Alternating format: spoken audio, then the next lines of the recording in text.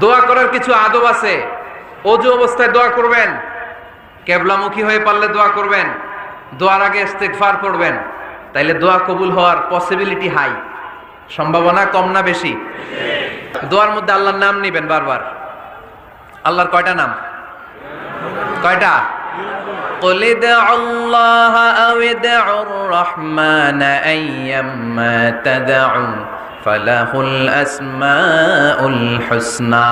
আল্লাহ রে আল্লাহ বলে ডাকো কিংবা রহমান বলে ডাকো, যে নামেই ডাকো কোনো সমস্যা নাই, তোমার ডাকে সাড়া দিবে কে? আল্লাহ। আল্লাহর একটা সুন্দর নাম আছে রহমান।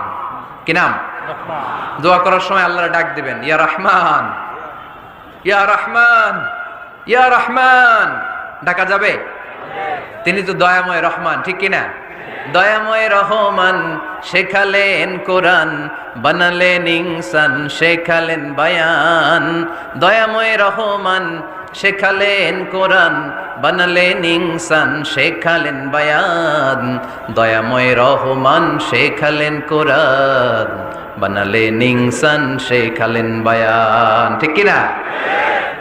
আল্লাহর এই সুন্দর নামগুলো ধরে ধরে দোয়া শুরু করবেন, ডাকবেন ইয়া রহমান। আমার সাথে সাথে পড়েন ইয়া রহমান, ইয়া রহিম, ইয়া গফুর, ইয়া গফফার, ইয়া সত্তার, ইয়া রাজ্জাক।